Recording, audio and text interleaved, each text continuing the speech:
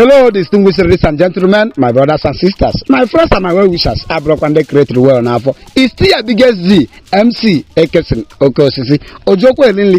I'm here live and direct with my own biggest Ogene superstar, Chidodo, Mmaku. Yemne kubo, ndo abo akpo asuna Chineke na gozire nda n'ụzọ pụrụ iche by onyinye dị iche iche. Ịmara Chineke roleke. Chidodo Mmaku. Live and direct today.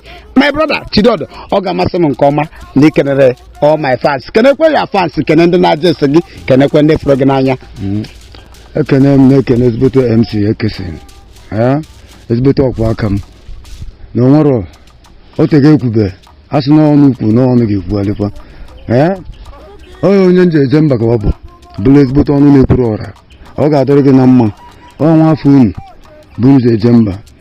Ezigbote onye ogene bụ Chidodo Mmaku oji ogene eri nne eze oke ome asị m ọbịara egbu igbo onwe na ọbụla ajụ ise asị m ka mụ abịa fụ gị were mmakwa ndị ka ị mere dịka ndị fans si aja ese gị mana mụ abịago bụ na mụ abịago ịghọtago ndị m kwere my fans nkwa na ị ga na-afụ bụ ndị dị talented na Mmaku nke anyị nọ n'ime. Chidodo Mmaku is one of the talented person enwere na Mmaku anyị nọ n'ime ya kịta.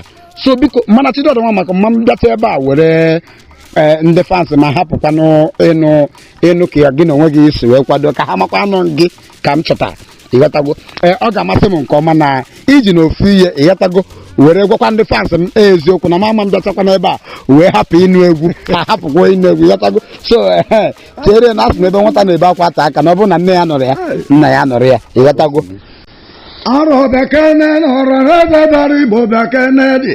Aro bekene n'Igbo nwa na-ekwu belia. Aro bekene n'Igbo nwa na-ekwu talia. Udene kararụ na amapụ ụzọ awọ ọ dịrịcha ugwu.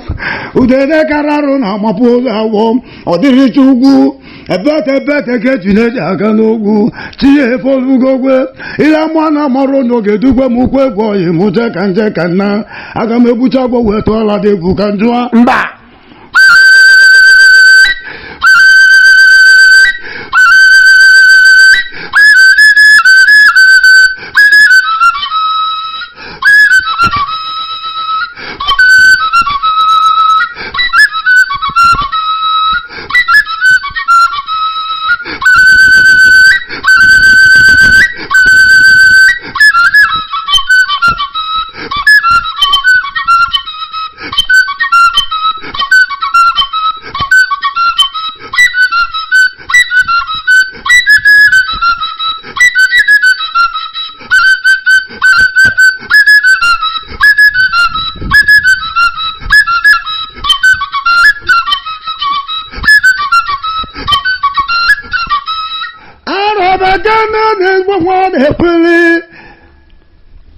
Ekatini okodidi onu de kulora ne kenudo na tili do kulora jaka na ekatini kwanu do ma ne kulu didi nwa gwa na tara bibia mba